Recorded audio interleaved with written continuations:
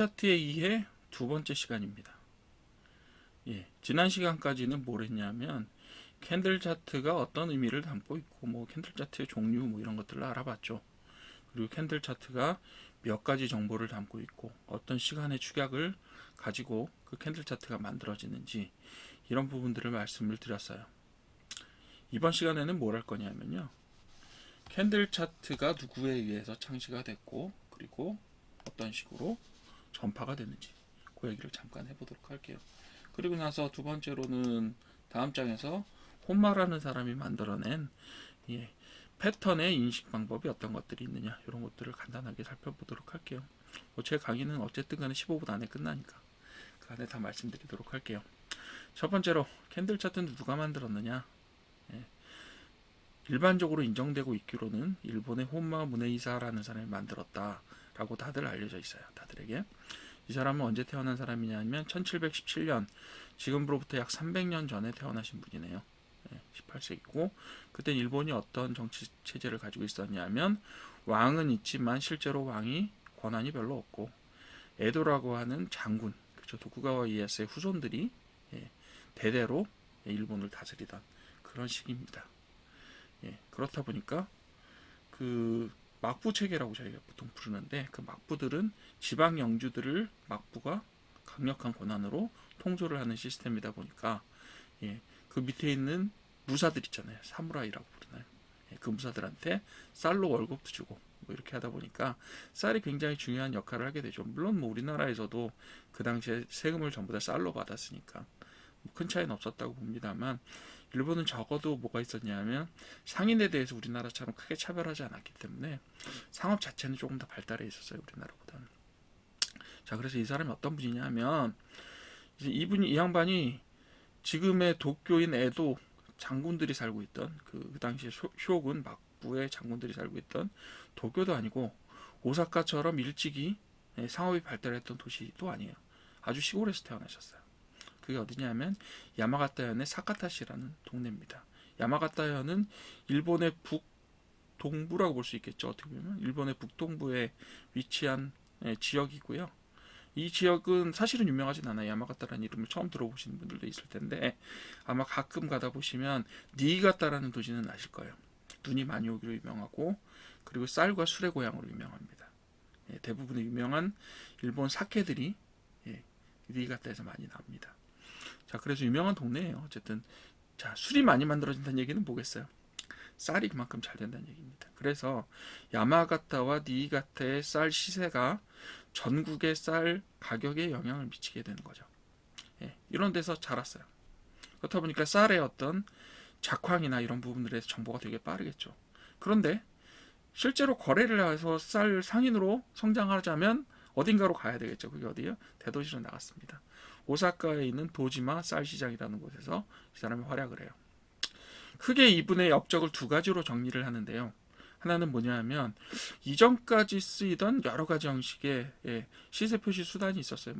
갈고리 모양도 있었다고 다른 모양도 있었겠지. 물론 지금의 선 표시나 선 차트나 아니면 바 차트 같은 비슷한 형식도 있었을 것 같아요. 그런데 어쨌든 이 양반이 뭘 만드냐면 촛불 형식의 차트를 만들어요. 그걸 정리를 합니다. 그렇게 해서 이제 그리기 시작한 거죠. 그래서 그리고 두 번째로 업적이라고 볼 수 있으면 시세 패턴을 정리해서 사카타 호법이라는 방법으로 완성을 해요. 보통 이제 검색해 보시거나 다른 책들에 보시면 사케다 호법 이렇게 얘기하는데 그거는 발음이 조금 잘못된 거예요. 왜냐하면 이 양반 태어난 데가 사카타라는 동네에서 태어났고 그 사카타라는 지역을 기반으로 해서 그 정리를 한 5가지 패턴을 가지고 사카타 호법이라고 이야기했기 때문에 사카타 호법이라고 발음하시는 것이 맞습니다. 그 두 가지를 얘기를 했고요. 그래서 봉차트는 지난번에 설명을 한번 드렸으니까 이제 요 페이지 다음 페이지에 사카타 호법에 대해서도 간단하게 설명을 드릴게요.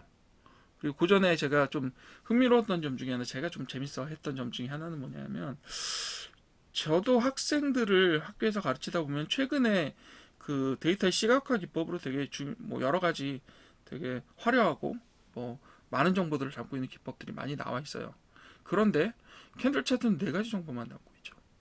어떤 거죠? 시가, 종가, 고가, 저가, 끝. 그죠? 4가지 정보만으로 구성되어 있어요. 왜 그럴까 한번 고민을 해봤는데 생각해보니까 1700년대에 컴퓨터가 있을 리가 없잖아요. 그때는 어떻게 했어요? 다 캔들 차트를 손으로 그렸습니다. 그렇기 때문에 캔들 차트가 지금은 빨간색 파란색으로 표현되지만 그때만 해도 막대 우리가 얘기하는 바디 봉 자체가 어떻게 표현됐었어요? 흰색과 검은색으로 표현됩니다. 흰색과 검은색으로 표현돼요. 흰색은 상승, 검은색은 하락 이렇게 나타나는 거죠. 그래서 캔들 차트가 4가지 정보만으로 구성된 건 뭐냐면 4가지 정보밖에 그 손으로 그릴 때는 그거밖에 못 담기 때문에 그렇게 됐어요. 그런데 왜 지금도 쓰이고 있느냐? 왜? 모든 사람들이 과거의 기록들을 캔들 차트로 담아놨고요. 이제는 모든 사람들에게 캔들 차트가 적어도 우리나라와 일본 시장에 있어서는 캔들 차트가 언어처럼 쓰여요. 시세를 표현하고 패턴을 인식하는 언어처럼 활용이 되기 때문입니다. 그래서 4가지 정보만으로 구성되고 그것이 지금도 사용이 되고 있는 거죠. 자, 그럼 일본에서 캔들 차트가 이렇게 중심으로 사용되고 있었어요. 우리나라도 마찬가지죠. 왜? 우리나라 주식시장은 기본적으로 일본 주식시장을 복제한 형태로 처음에 만들어졌기 때문에 그렇습니다. 자, 캔들 차트가 그러면 이렇게 세계적으로 유명해진 게 어떤 계기로 그렇게 됐을까? 보니까 여기에는 스티븐 니슨이라는 컨설턴트가 상당히 중요한 역할을 했어요. 1960년대가 되면 일본 내 그 경제가 어마어마한 속도로 발전하기 시작합니다. 그죠? 그래서 한때는 미국을 턱밑까지 따라잡고 미국의 모든 부동산들을 일본 사람들이 사들이고 있다라는 것으로 유명했었죠. 지금은 약간 쇠퇴해서 내년이 되면 인도에 밀려서 5위가 될 거다 이런 이야기가 있는데 어쨌든 간에 일본의 경제 대국화와 함께 주식시장의 시세 표기 기법인 캔들 차트가 그전에도 약간 흘러나가고 있었어요. 그렇죠?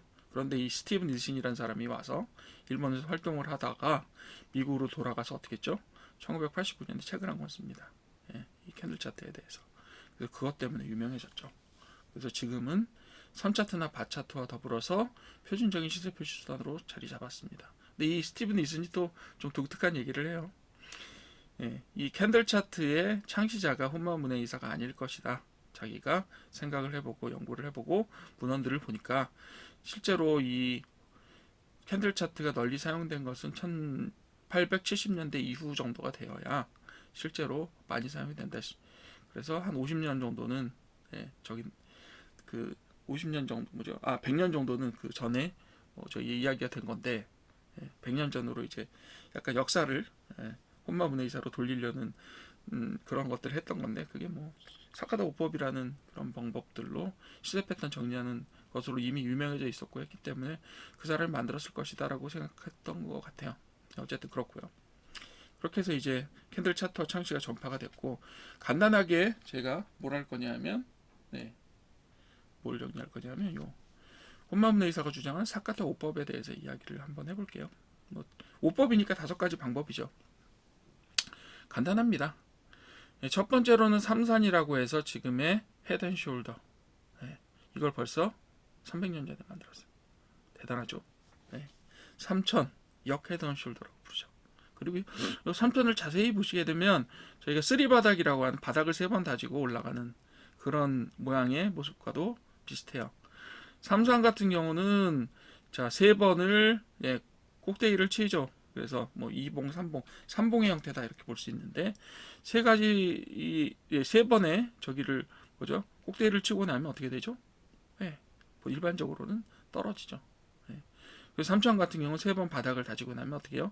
일반적으로 상승의 조짐으로 생각이 된다. 이렇게 2가지를 정리를 했고요. 3번째로 30이라는 게 있는데요. 30은 뭐냐 하면 현대적인 말로 말씀드리면 갭입니다. 갭. 전날의 종가와 오늘의 시가가 다를 때 그걸 갭이라고 부르죠. 갭에 대해서는 제가 따로 한번 설명드릴 거예요. 자, 30이 나타나면 특히 어디서 시장이 하락 단계에서 바닥 단계에 있을 때 위로 올라가는 상승의 30이 나타났을 때는 올라간다는 신호가 되겠고 또 꼭대기에서 나타나는 30이 나타나면 무슨 신호가 된다? 이게 과열되어서 이제 곧 하락한다라는 이야기로 받아들여집니다. 마찬가지로 하락 때에 30이 나타나는 경우 어떻다? 이제 바닥권을 벗어날 수 있겠다라는 신호로도 받아들일 수 있다라고 이야기되는 겁니다. 그것보다 더 유명한 건 사실 오른쪽 위에 있는 삼병이죠. 삼병. 왼쪽에 있는 빨간색 막대 3개를 적삼병이라고 이야기하고 오른쪽을 흑삼병이라고 이야기합니다. 청삼병이 아니고 왜 흑삼병일까요? 제가 아까 말씀드렸죠. 예전에 손으로 그림 그리던 시절에는 어땠다? 까만색하고 하얀색으로 표시했기 때문에 이상하게 그 빨간색은 적삼병이라고 부르지만 오른쪽에 있는 그 파란색의 봉 3개는 청삼병이나 이렇게 안 부르고 흑삼병이라고 옛날 방식으로 부릅니다. 어쨌든 삼병은 어때요? 여러분들이 혹시라도 패턴에서 조금만 배우셨으면 아실 텐데 삼병은 보통 바닥에서 나타나는 적삼병은 상승 전환의 표시로 그리고 상승 전환의 표시로 그리고 상단에서 차트의 상단 즉 고가에서 흑삼병이 나타나게 되면 이것은 명백한 하락의 징조다라고 판단이 되는 거죠. 맨 마지막으로 3법은요. 쉴 타임이 언제냐라고 얘기하는 거예요. 즉 오른쪽으로 올라가는 모양을 보일 때 이렇게 꺾여져서 올라가는 모양을 보일 때 일정하게 패턴을 잡기 전까지는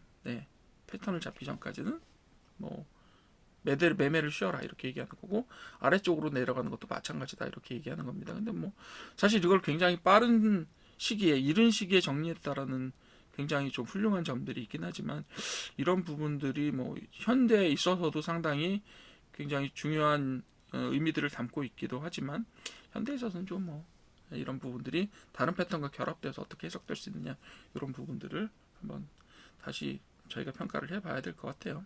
그런 부분입니다.